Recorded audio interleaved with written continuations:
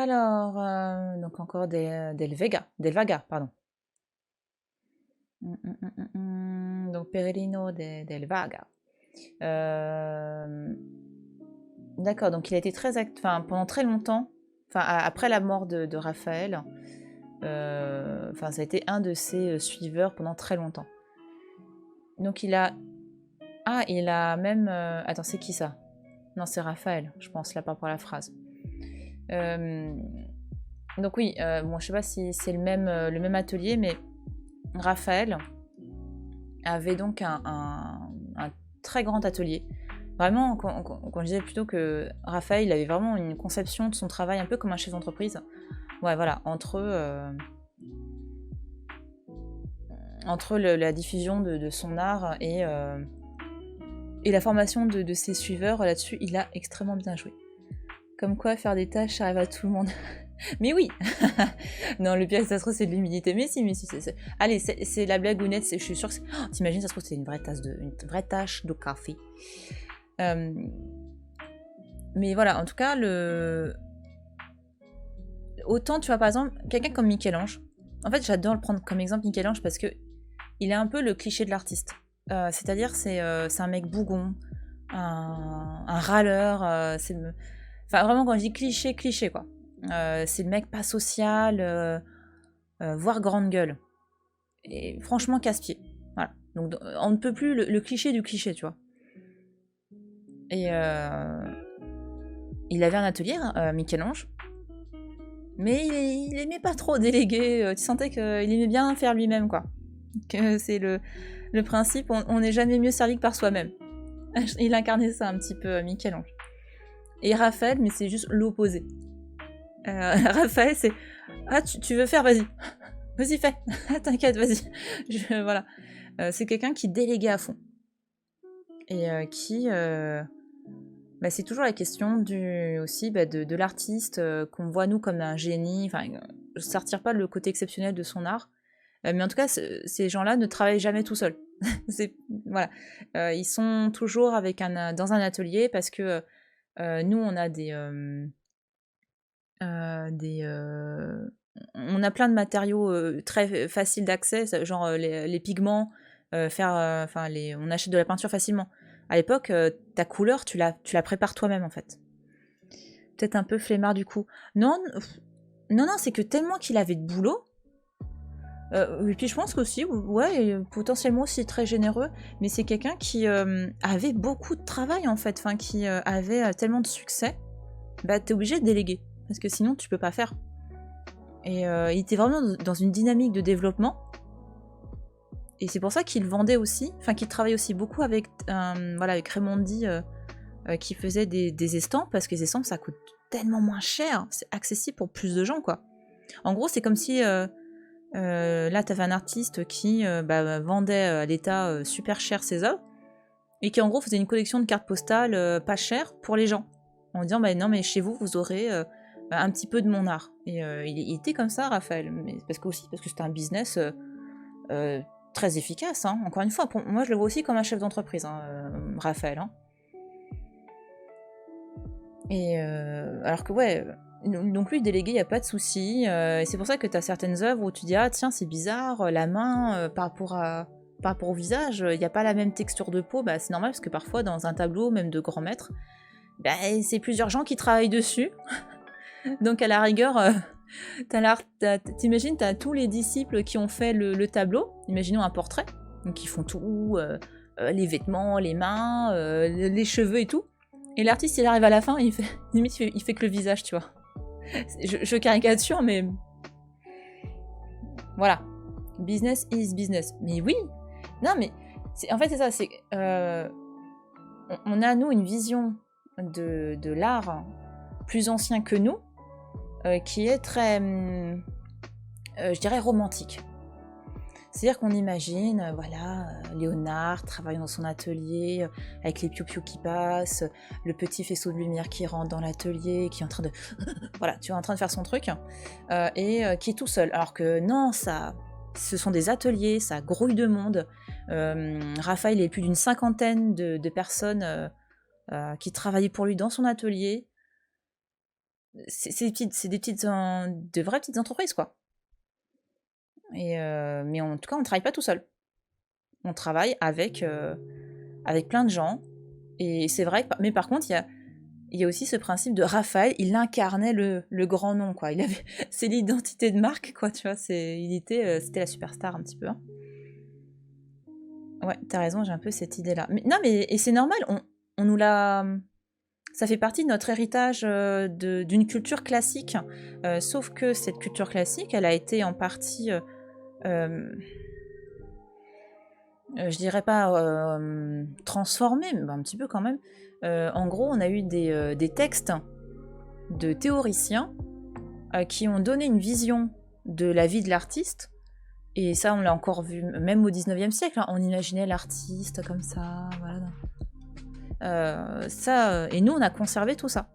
Mais en fait, quand on fouille, quand on fait des études, des analyses, quand on regarde les archives qui nous restent, tu dis, ah ouais, d'accord, donc quand je sais pas, imaginons, t'as le nom de Raphaël avec une 50aine de factures, oui, alors pour telle œuvre, machin, il est en retard pour me payer, enfin, voilà. Tu dis, ouais, quand même. Voilà. Et encore une fois, en plus, les disciples s'aident pour bosser avec toi. Et en plus, encore une fois, faut imaginer qu'à l'époque, ton tube de peinture, ça n'existe pas. Tu dois préparer les pigments, tu dois préparer si tu travailles sur toile ou si tu travailles sur un panneau de bois, et il faut le préparer tout ça. Et franchement, l'artiste, il a autre chose à foutre. Non, voilà, il a autre chose à faire et c'est normal. Il est vu comme une star. Il a énormément de boulot, il peut pas non plus tout faire. Il doit déléguer, c'est obligé. Ouais, tout est fait main quasiment.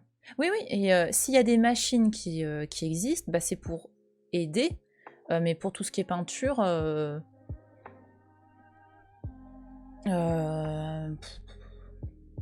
ouais, non, on n'est pas sur de la machine.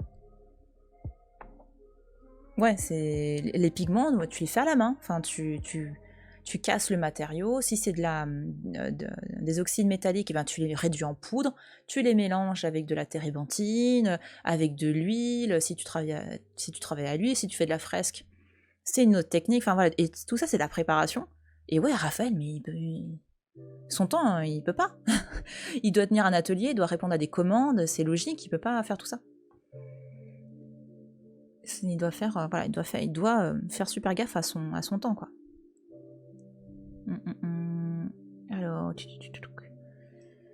donc une scène de préparation pour la vie d'Alexandre le Grand. Ouais,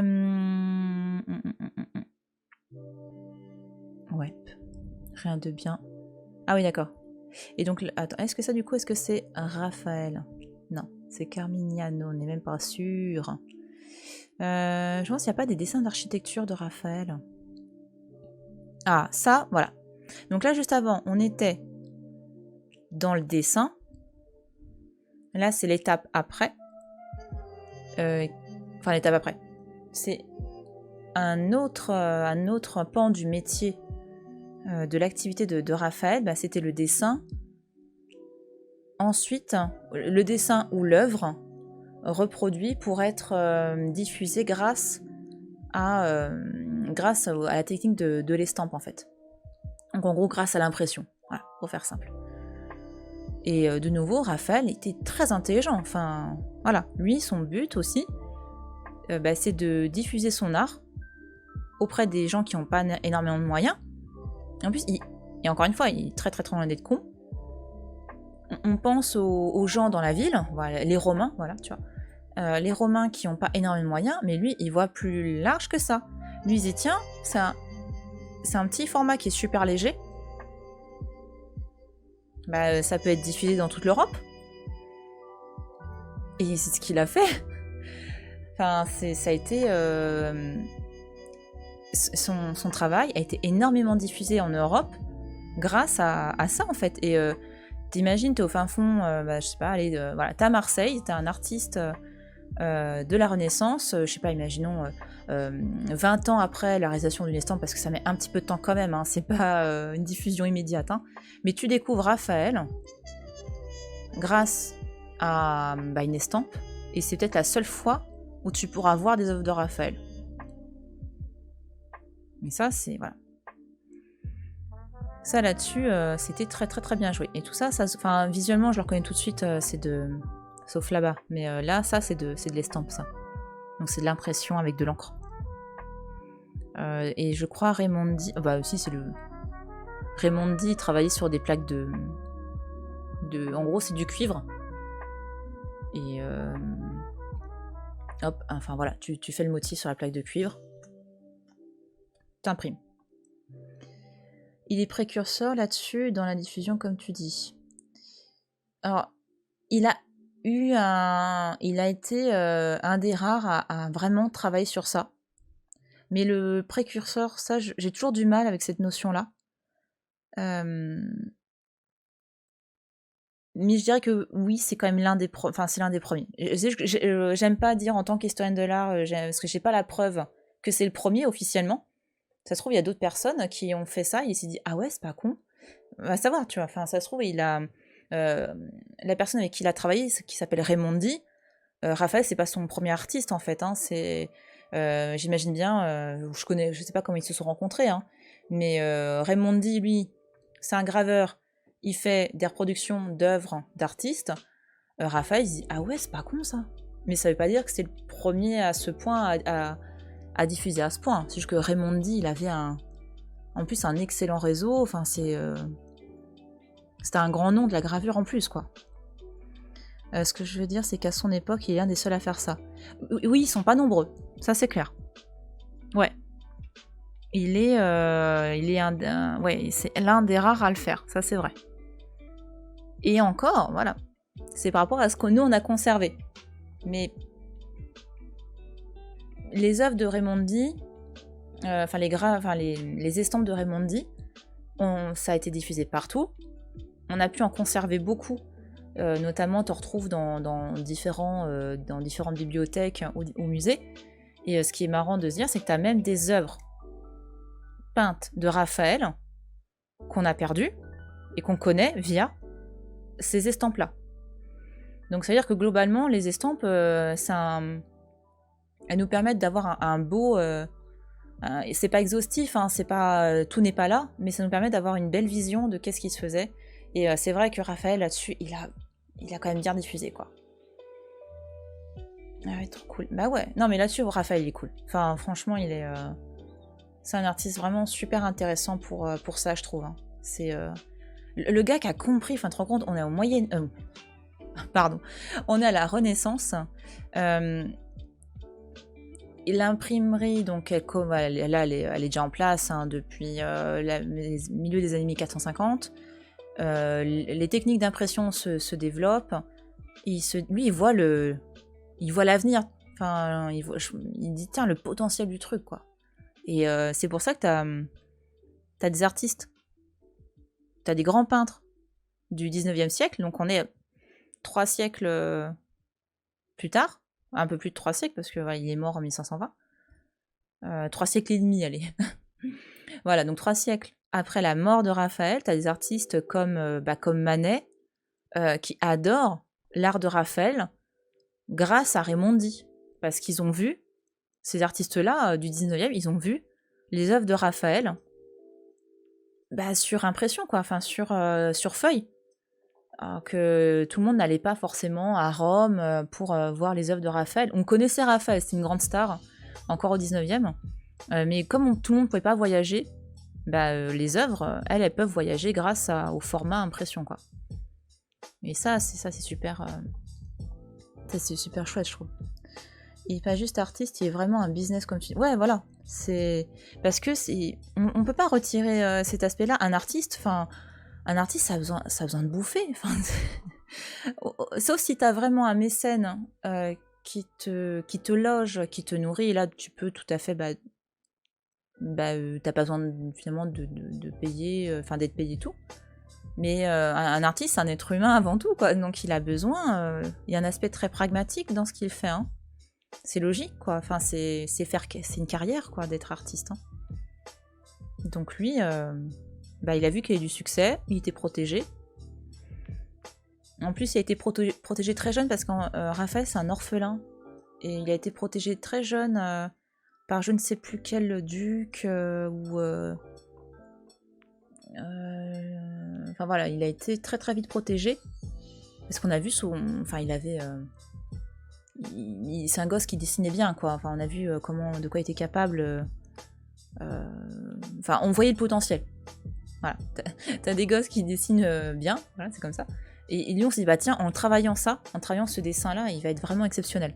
Et voilà, il a travaillé comme un malade et il est devenu exceptionnel pour ça. Alors, ouais, alors là, eux, ils ont même pas envie de... attends. Non, mais à chaque fois que je clique, je vois le non, ne clique pas, faut faire zoom.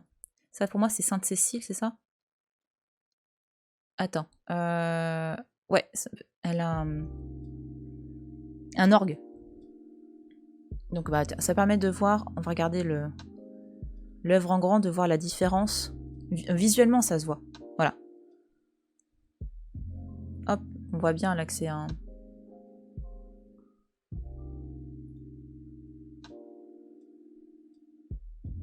Voilà, on voit le... Je sais pas si on peut zoomer encore plus, voilà. On peut encore plus ou pas? Non, c'est déjà pas mal. Voilà, on voit vraiment ces tracés noirs qui sont vraiment typiques de... Enfin, visuellement, voilà, ça se voit que c'est pas du dessin. Enfin, par rapport au dessin tout à l'heure, on voyait que c'était un petit peu rouge, les traits. Là, c'est vraiment la transcription de ces traits dans un... Enfin, c'est imprimé avec de l'encre noire.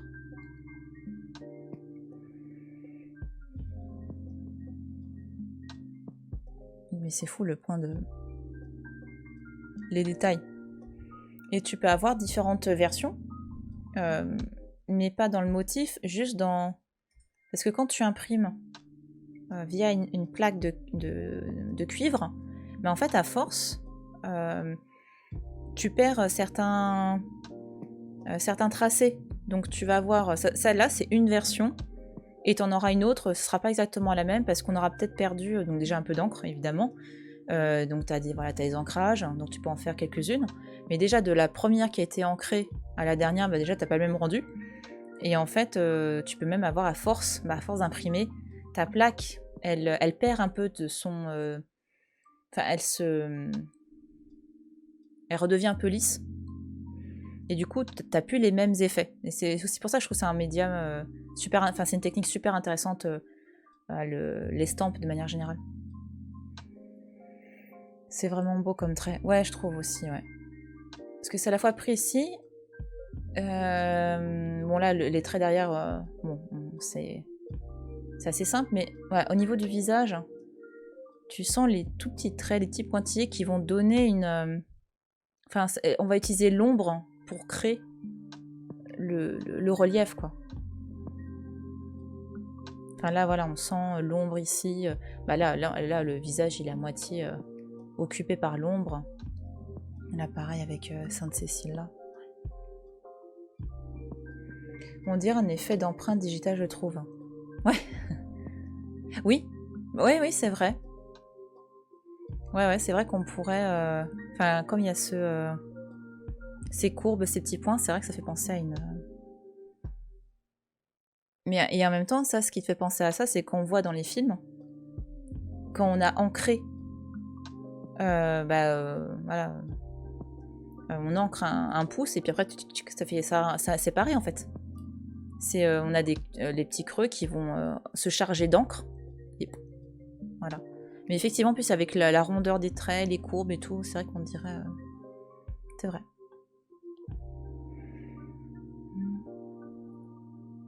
Hop. Ah, ça c'est... je crois que c'est Massacre des Innocents, ça. Ouais.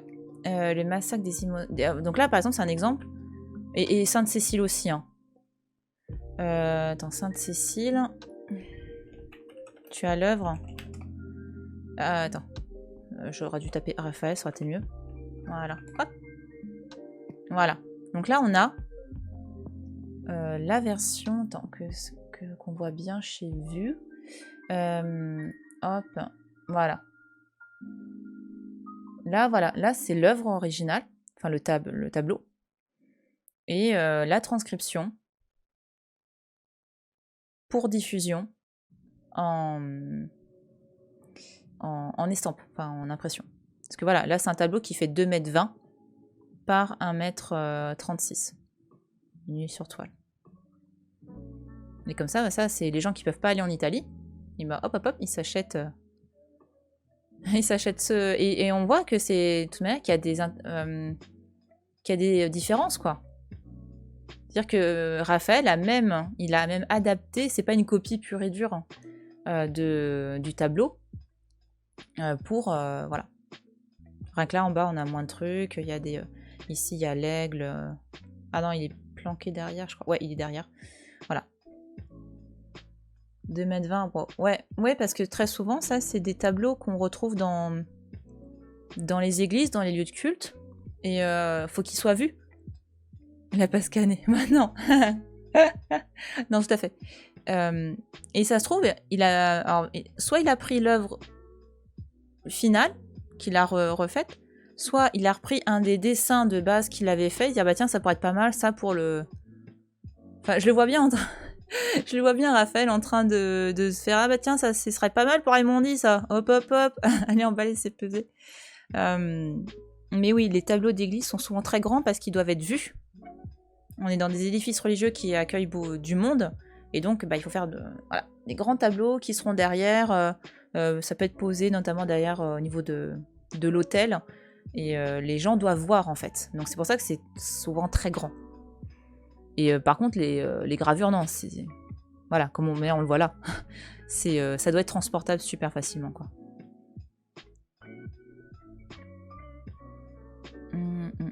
Alors voilà, le massacre des innocents de Raphaël, c'est l'un des... Ah, c'est que pour la gravure? Attends. Non, parce que... Attends, je lis du coup.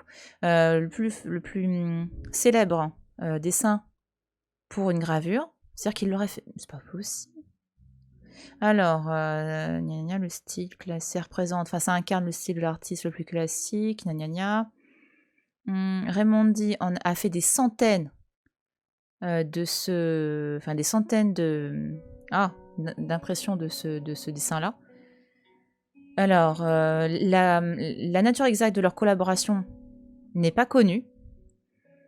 C'était sans aucun doute, voilà, la première fois. Donc, bon, apparemment, les chercheurs du National Gallery of Art, enfin ceux qui ont travaillé pour l'exposition, pour eux, ce serait le premier graveur qui se serait consacré à l'interprétation d'un dessin d'artiste. Apparemment, c'est ce qu'ils disent. Ça me semble un peu étonnant, mais pourquoi pas. Raphaël, donc, était connu avec beaucoup d'influence. Donc voilà, donc en gros, c'est remonté un peu aux oreilles de Raimondi. Mais pour moi, c'était un juste équilibre des choses aussi. Voilà, donc il a augmenté. Raimondi, en gros, Raimondi s'est cassé la tête à énormément développer et à faire circuler les œuvres de Raphaël. Mais bon, bah, en fait, là, je trouve que c'est un petit peu... on a l'impression qu'il a fait ça par charité, quoi. Alors que... business is business, hein. Ah là, faut pas retirer ça, hein.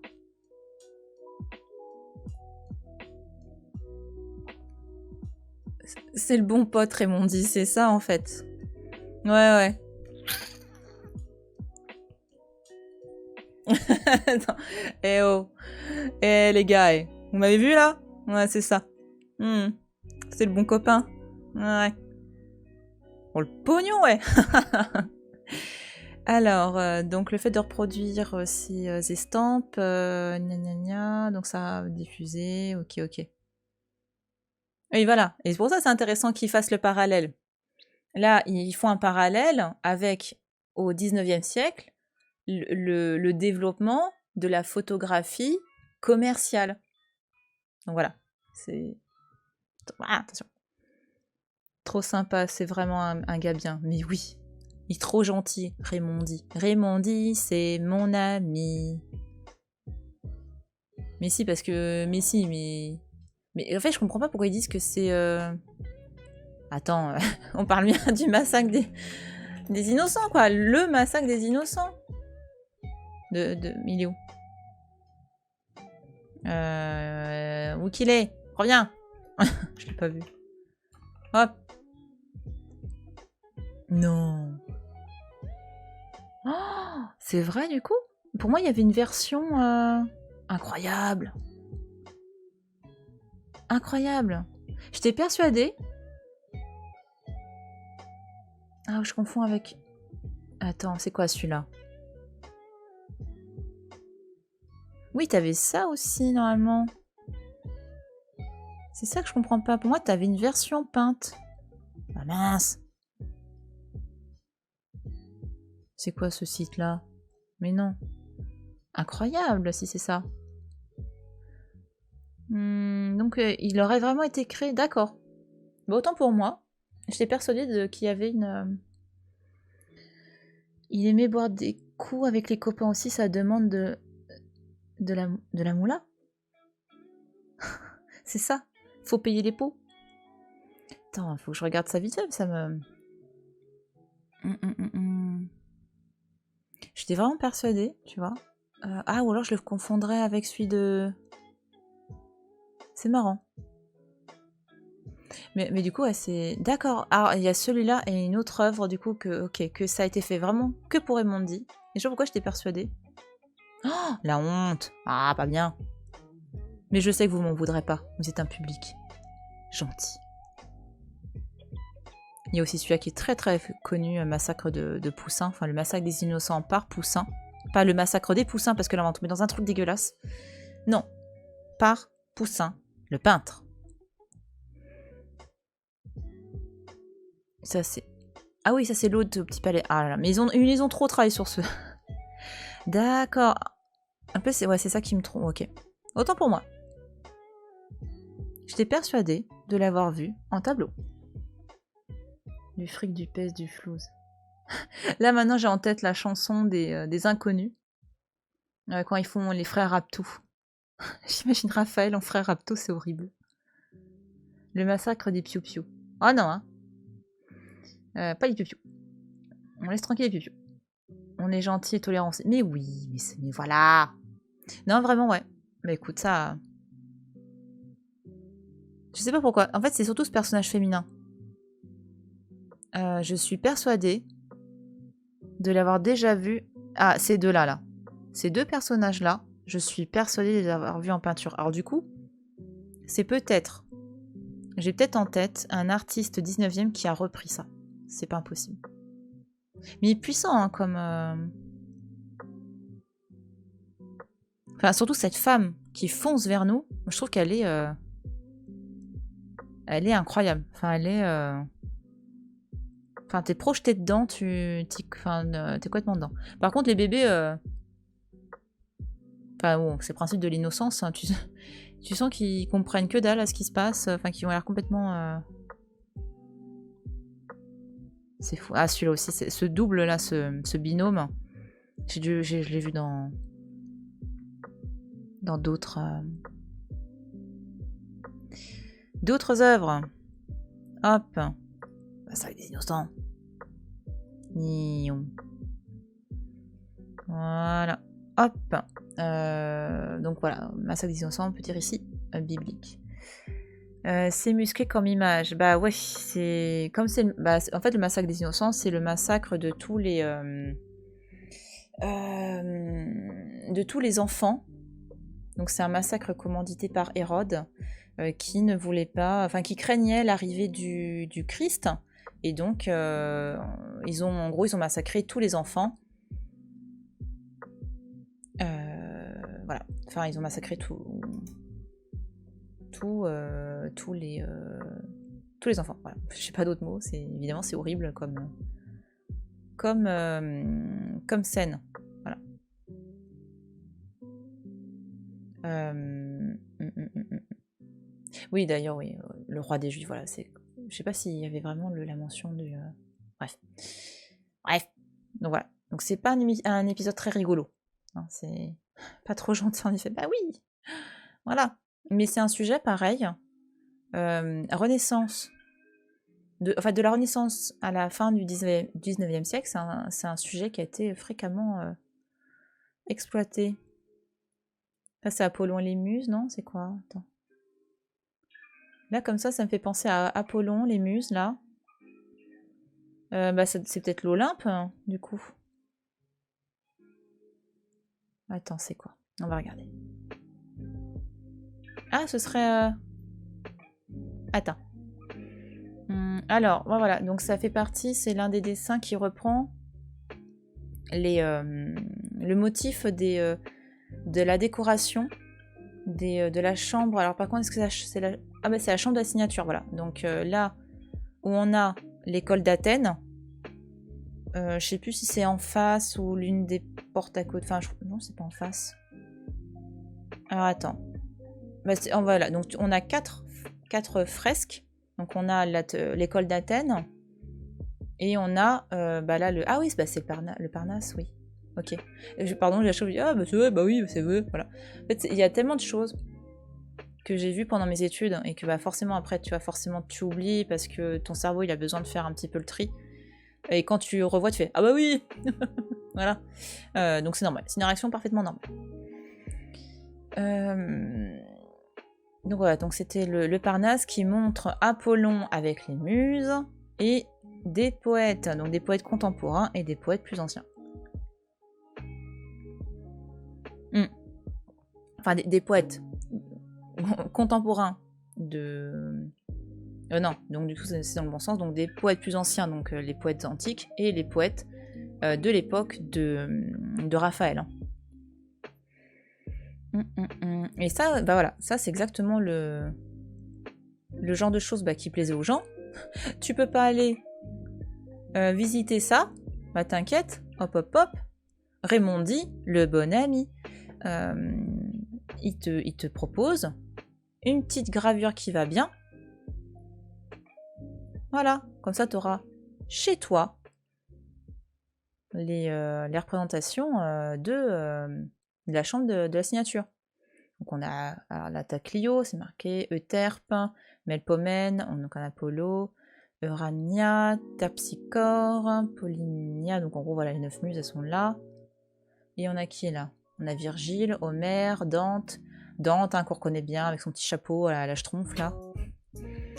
Et c'est sa petite couronne de laurier. Donc il y en a du monde hein. Les râteaux. Ok. Donc là on voit avec la petite augmentation de la porte là. Donc c'est vraiment un produit intéressant pour Raymondi.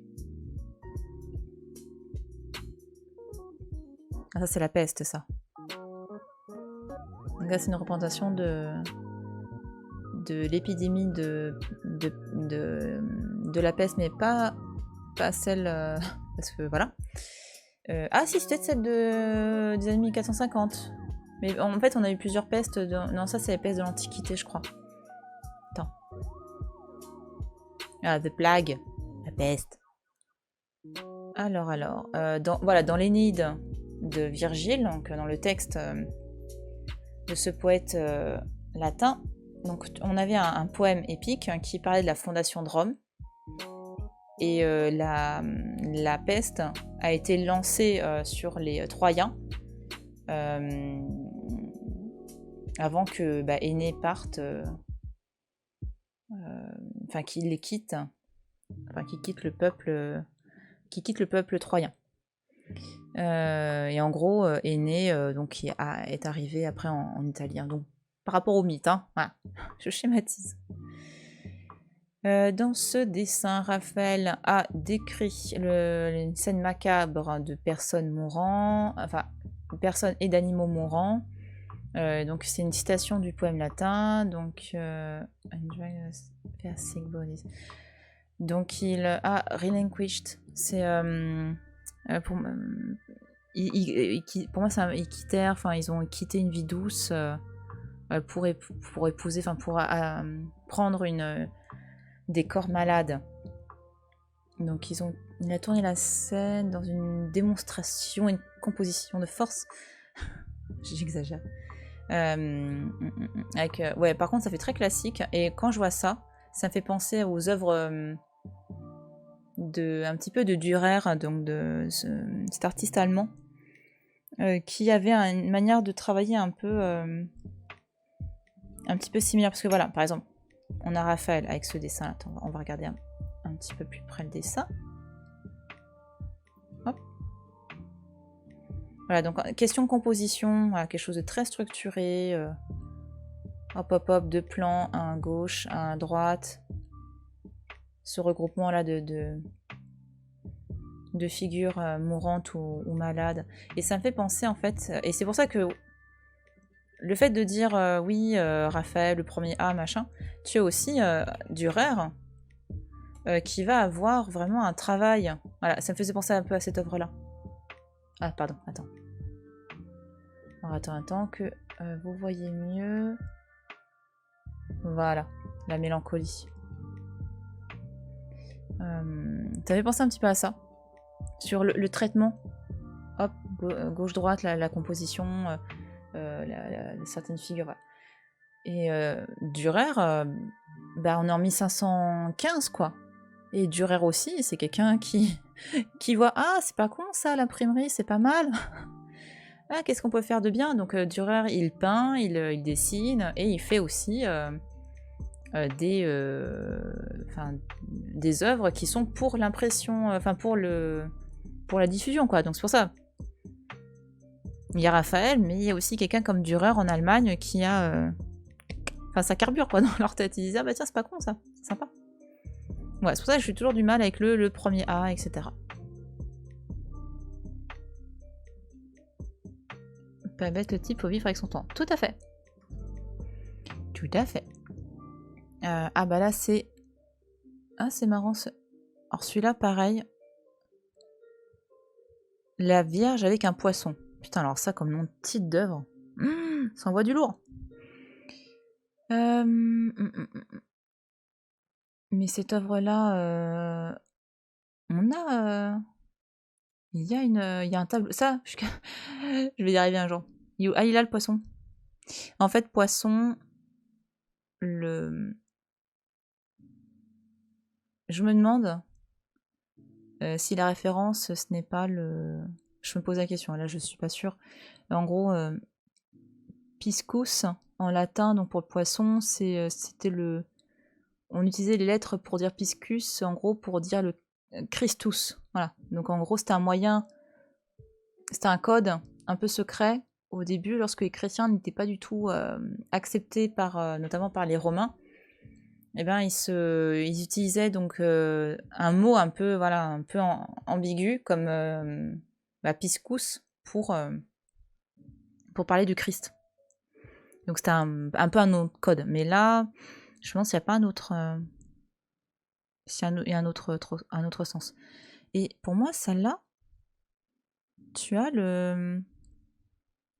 la Vierge et le Poisson. Tu as... Allez. Oh là. Ah, voilà. Donc tu peux savoir aussi si tu es compatible, toi Poisson ou toi Vierge. Non, c'est ça que je voulais voir. Voilà. Ah, c'est ça. Bah, l'ictigraphe, c'est quoi ça? C'est au musée du Prado. Hop, hop, hop. Voilà. Donc c'est bon. Pourquoi je me disais, cette œuvre aussi, elle me dit quelque chose. Grâce à des gens comme ça que les technologies évoluent. Ouais, parce que c'est vrai qu'ils montrent une utilisation pertinente de tout ça. Alors qu'est-ce qu'ils nous disent là sur ça? Sur le poisson? Quel rapport avec le poisson? Bah oui, on veut savoir. Gna gna gna, gna gna gna. Attends, je lis vite fait. Hein. Oh là, trop de texte, trop de texte. Je veux surtout savoir, c'est pour le poisson. Le poisson utile. Ok. Bon, après, le problème, c'est que je sais pas exactement qui a fait ce site-là. Restons prudents. Restons prudents. Ah, c'est peut-être... Ah, ce serait Toby qui s'est représenté. Bref. Je m'égare. Mais j'avoue... Ah, c'est par rapport à la pêche miraculeuse. Ce serait ça. Parce que c'est l'un des... un miracle... Est-ce que c'est un miracle ou... Bah oui, si, c'est considéré comme étant un miracle, la pêche... La pêche miraculeuse du... Attends, parce que là, du coup... J'aimerais bien... Hop. Oui, il n'y a pas de... Là, je suis en train de... Hop. Oui, c'est ça, c'est le Christ avec... Mais c'était Toby, c'est ça, du coup? Je regarde vite fait, hein. Alors, il y a eu 2 pêches miraculeuses dans le Nouveau Testament. D'accord. Le Christ ressuscité, un groupe de pêcheurs, d'accord. Oui, c'est considéré comme un miracle, oui, tout à fait. D'accord, ok. Donc, on aime bien représenter. Fait tout ça pour dire qu'on aime bien représenter dans l'art ce qu'on appelle les préfigurations du Christ ou des choses qui font appel à son avenir. Par exemple, là, le fait de représenter un poisson, c'est pour dire qu'une fois adulte, il va faire notamment des miracles. En gros, c'est lorsque le chrétien voit cette œuvre-là, lui, il sait de quoi on parle, en fait. Il comprend tout de suite, ah oui, ça c'est une fois adulte, le Christ fera ci, fera ça, voilà. Tout comme on va avoir notamment quand tu as une vierge à l'enfant, donc là, le Christ, il n'est pas encore au courant de son destin, voilà. Mais on va avoir parfois des petits motifs qui vont nous dire, ah, en fait, s'il était conscient.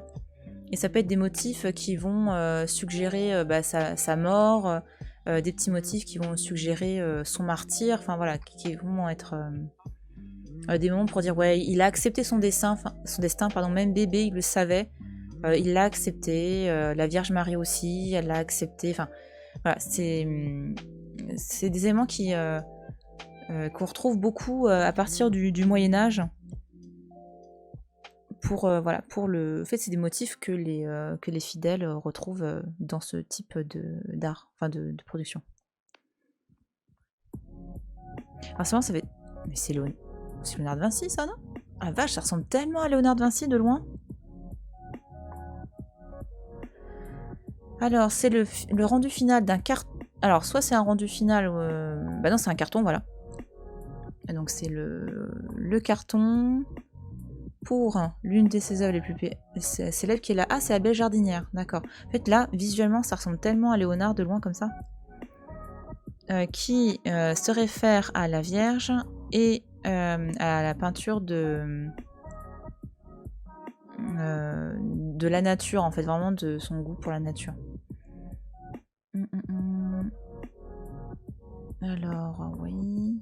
Tiny House, alors, là, c'est rigolo aussi, ça explique la technique. Lorsque, en fait, on a un carton, l'idée après, c'est que le carton, ça va être transmis à un atelier pour faire l'œuvre finale. Donc, quand c'est une tapisserie, bah, c'est une œuvre en laine qui est tissée. Donc, évidemment, c'est pas Raphaël qui va tisser, là. Tout comme... et encore peut-être que lui, s'il faisait... Si, hein, techniquement, sur la fresque, si, mais il pouvait t'aider. Mais voilà, là, on va rester sur la tapisserie, parce que là, c'est sûr, c'est pas lui qui faisait la tapisserie. Donc lui, il transmet un carton grandeur nature, avec le motif.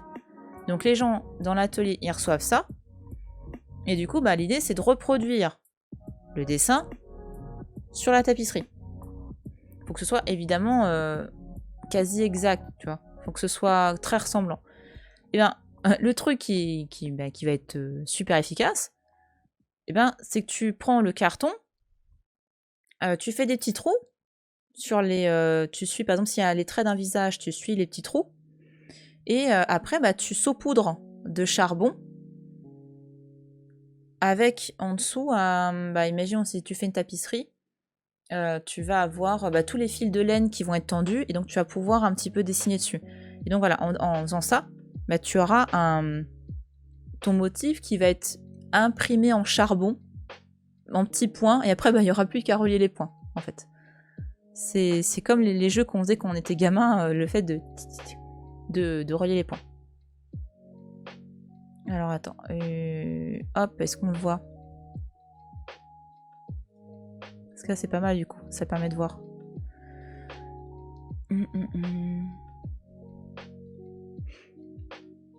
Alors j'essaie de voir, où est-ce qu'on peut voir ça? Ah voilà, là on voit, tu vois. Voilà, tu vois là tout le... Ça normalement à mon avis, ça c'est... Ou alors c'était tellement plié, abîmé. Mais en tout cas, imaginons. Parce que là, si c'est là le cas sur ce truc-là, c'est... Non, ça n'a pas été percé là. Ah si, attends. Si, tu vois là les petits points? J'ai l'impression qu'il y a des petits points. Mais bon, sur certaines œuvres, c'est flagrant. Là, c'est pas hyper flagrant. Non, c'est ça. Je regarde dans les cheveux, mais... Non, là, j'ai l'impression que ça n'a pas été percé. Tiens, je regarde sur les enfants en bas.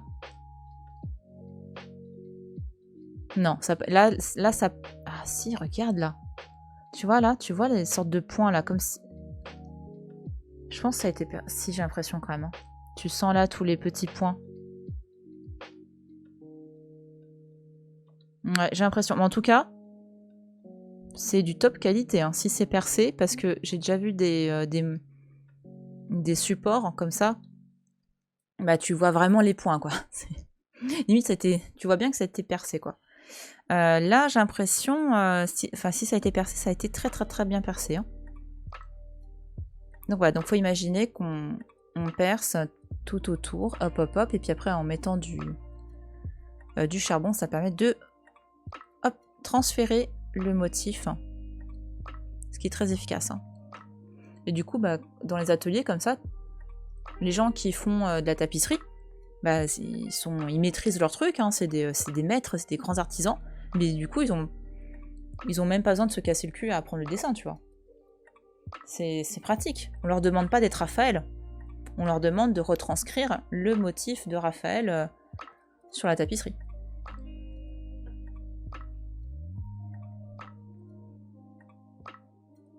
Et du coup, attends, j'ai pas fini. Je vais voir.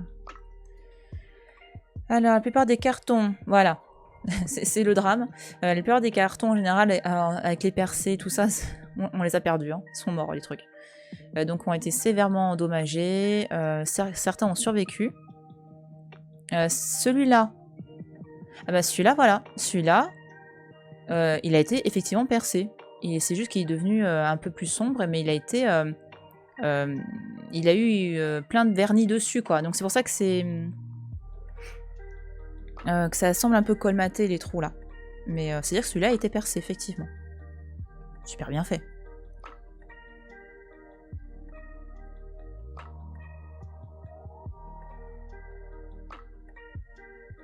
Alors, hop. Ah voilà, là on voit pardon, on voit aussi la belle jardinière là. C'est vrai que j'ai même pas montré du coup. La belle jardinière. Pareil, hein, une œuvre très connue de Raphaël, voilà, qu'on devine un petit peu. Attends, on va plutôt prendre sur Wikipédia. Et hop, voilà. Donc par rapport à là. Hop. Voilà, voilà. Donc on voit effectivement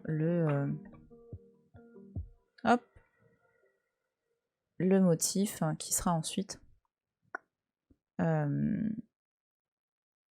le carton qui sera voilà. Et là ben ça a été visiblement c'est vrai que souvent c'était fait aussi pour les tapisseries mais là c'était pour le panneau de bois directement.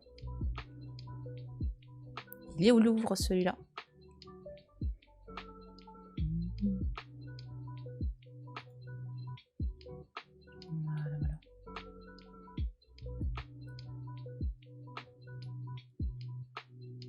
C'est David et Goliath, ça. Alors c'est Hugo da Carpi, d'après Raphaël. Donc c'est David terrassant Goliath. Donc David qui était un petit bonhomme, enfin un jeune quoi. Et en gros il a vaincu un Goliath, qui était gigantesque, un grand guerrier. En gros, c'est la fameuse... Enfin, c'est une histoire qui est assez connue. Donc, il l'a vaincu en lui jetant une pierre grâce à sa fronde. Il lui a balancé dans la tronche. Ça l'a... Bam, voilà, ça l'a assommé. Il est tombé par terre. Donc, il évite David. Il chope l'épée et bim, il coupe la tête. Très cruel. Mais très efficace. Alors, donc Ugo da Carpi était le premier imprimeur en Italie à utiliser la technique du chiaroscuro, donc du clair-obscur, qui permet de faire plus... Ah, d'accord. Donc en gros, quand tu fais de l'impression, en général, c'est du noir et blanc. Voilà. Et si tu veux plusieurs couleurs, tu peux pas mettre les couleurs sur l'élément directement. Tu es censé soit à chaque fois hop, ajouter, enfin tu vas mettre les couleurs que tu veux sur les parties avec l'impression, mais tu vas faire encre par encre. Donc tu as intérêt à bien viser la feuille. Hein. Ça, ou alors l'autre technique en général la plus... j'ai l'impression que c'est le plus utilisé, c'est très utilisé au Japon, c'est utilisé là apparemment de ce qu'il raconte là. En gros, imaginons, pour faire ce motif-là, hop. Imaginons que si tu veux faire le motif de ce drapeau en rouge, eh bien tu vas dessiner le motif sur une plaque de cuivre. Par contre, si tu veux mettre du marron là pour les arbres, eh bien, tu vas faire le motif d'arbre sur une autre plaque. Et après, quand tu vas mettre la couleur, hop, hop, hop, voilà. Donc tu vas faire comme ça ton impression avec plusieurs couleurs. Et du coup, donc qu'est-ce qu'il nous raconte de beau d'autre là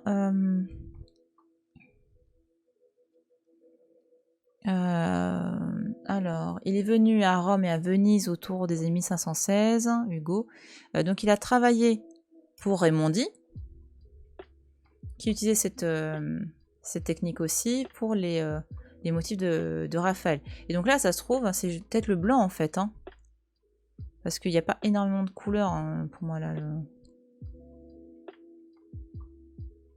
Ah, si tu vois, il y a un petit peu... Ah, mais c'est pour ça que c'est mieux en zoomant. Voilà. Donc là, on voit bien. On a du bleu, on a finalement un peu du vert, on a du marron, et c'est peut-être... ça, je pense, c'est la couleur du papier original. Mais voilà, là, on voit cette technique, on n'est pas juste sur un tracé noir. Donc là, on a plusieurs impressions colorées. Avec différents... et là, c'est du bois. Hein. Pour ça, je parlais plutôt de plaquettes de cuivre, enfin de plaques de cuivre. Là, c'est des blocs de bois. En général, le bois, c'est un peu plus arrondi en question effet. Là, tu vois, c'est... Là, c'est rigolo. Moi, ça me fait penser un peu aux techniques d'impression. Enfin, c'est les mêmes techniques d'impression japonaises. Hein. Tu vois, les estampes par exemple, d'Okusai, d'Hiroshige. C'est ça, la technique. C'est tu vas avoir un motif sur une plaque de bois, un autre sur une autre plaque de bois parce que ça correspond à deux couleurs différentes. Et puis après, hop, hop, sur la feuille pour créer ton motif, quoi. C'est baveux. Ouais, c'est ça. Il y a un côté un peu moins précis que la plaque de cuivre. Ouais, c'est vrai. Il y a un côté un peu plus, j'ai envie de dire rond, en fait. Arrondi, tu vois. C'est un peu plus... ouais, arrondi. Je vois pas d'autres mots. Ça se sent, c'est moins aiguisé comme trait. Tu vois, par rapport à... Attends, qu'est-ce qu'on a... Voilà, par rapport à là, tu vois. Je crois qu'il n'y a pas plus... Là, ça se voit... Enfin, là, tu reconnais tout de suite. Là, tu te dis, ça, c'est du cuivre. Ça, c'est une gravure sur une plaque de métal. Parce qu'en plus, quand tu fais une gravure sur une plaque de métal, en fait, c'est quelque chose... C'est une sorte ah, ouais, est-ce que c'est déjà la Renaissance? En fait, c'est soit tu la graves... Ouais, si, c'est de la gravure, là, à ce moment-là. Plus tard, ce sera même des liquides qui vont ronger un peu la plaque, mais là, de mémoire, c'est encore que du... c'est du ciseau qui grave, qui retire de la matière. Et du coup, ça peut faire des trucs très incisifs, alors que, ouais, que le bois, t'as l'impression que le bois, il boit, en fait, un petit peu. Voilà, mais tu vois, ça sent tout de suite, entre ça, qui est du cuivre, et ça, voilà. Visuellement, le bois. Ouais, désolé, je vois pas de... Oui, c'est une matière vivante, comme dirait Merlin, quoi. Parce que c'est vrai, c'est le bois, voilà, c'est le bois est vivant. C'est complètement ça. Mais c'est rigolo parce que par contre, de loin, tu te rends pas compte, c'est vraiment s'approcher pour voir ça. Le bois a soif. Mais oui, c'est complètement ça.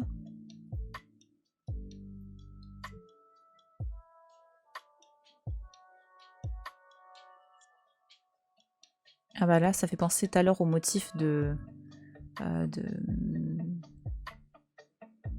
Ah, qui faisait des motifs de guerrier un petit peu là. Ouais, bon là, il n'y a pas trop de texte.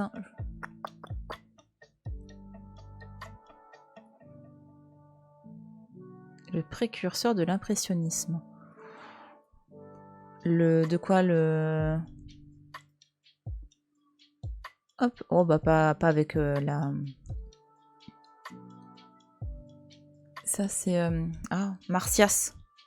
C'est le supplice de Marsyas. Je sais pas si on peut... Pour moi, non. Pour moi, c'est pas un... Mais par contre, Raphaël a eu une très grande influence sur les artistes 19e. Ça, il fait partie de la culture classique. C'est une référence incontournable. En gros, un artiste du 19e, s'il a pas vu Raphaël, il a loupé sa vie. Raphaël, c'est la Rolex des peintres du 19e. Avec Léonard et Michel-Ange. Enfin voilà, c'est... Manière, on dit souvent que Raphaël, Michel-Ange et Léonard, c'est une sorte de trinité. C'est les trois grands artistes de la Renaissance qui font partie de ce réseau, enfin vraiment de ces artistes qui ont influencé les artistes du 19e. Alors ça, c'est une histoire bien dégueulasse.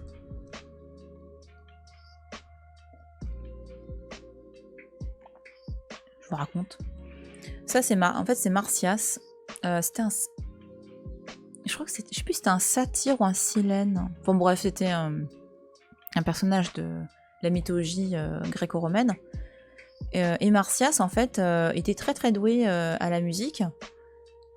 Et à un moment donné, il s'est dit, tiens, allez, je vais défier un dieu. La bonne idée. Et il va défier Apollon. Encore pire.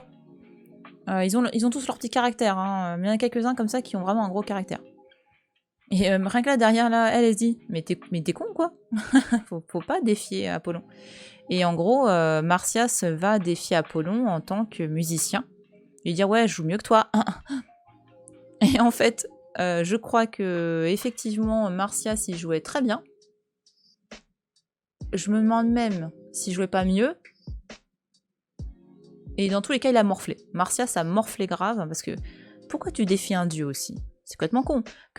Si t'es meilleur, bah tu morfles, et si finalement tu perds, bah tu morfles aussi parce que voilà, t'as perdu. Et Marsyas va être condamné à être attaché, et je crois même il a été... le terme c'est dépecé, je crois, un truc comme ça. Un truc bien dégueulasse. Voilà.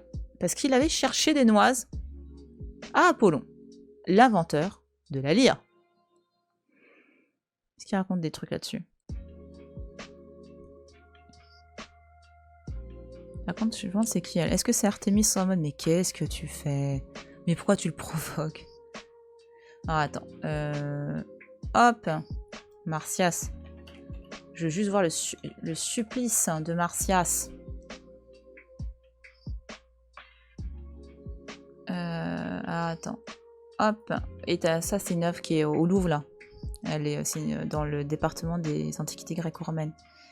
Alors, c'était un satyre. Voilà. Bah, c'est un silène aussi. D'accord. Alors, gna gna gna. Ah, en plus, c'est les Muses qui ont déclaré Apollon vainqueur. Donc Marsyas a quand même perdu. Hein. Voilà. Et du coup, Marsyas est puni. Donc, comme je disais plus tôt, parce qu'il a provoqué Apollon, mais on appelle ça... C'est un concept grec qui est très important, qui est la démesure, hein, où on parle d'ubris chez les... voilà, en grec et en latin aussi, c'est l'ubris. Et en gros, t'as plein d'histoires comme ça, où on t'apprend que chercher des noises aux dieux, donc à faire preuve de démesure, c'est pas bon. tu prends pour ton grade en général. Et du coup, alors, il le fait écorcher vif et cloue sa peau à un pain. C'est sympa, hein. L'arbre de la déesse. Quelle déesse?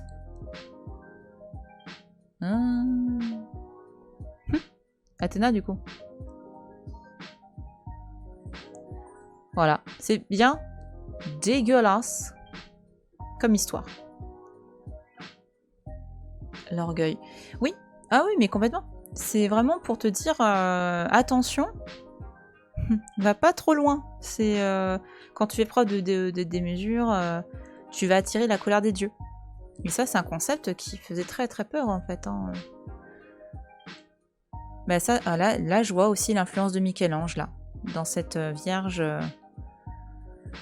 qui est en train de pleurer son fils mort. Enfin, on retrouve un peu... sauf que la Vierge de Michel-Ange, elle est assise, il y a un côté très... Bah, c'est une sculpture, hein, donc un effet très très puissant. Mais c'est une composition en triangle. Là, tu retrouves le triangle un petit peu, là. Toc, toc. Et on retrouve... Ouais, je trouve qu'on retrouve ça un peu.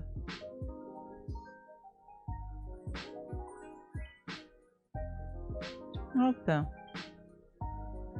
Ok. Bah, c'était une belle petite expo. C'était chouette.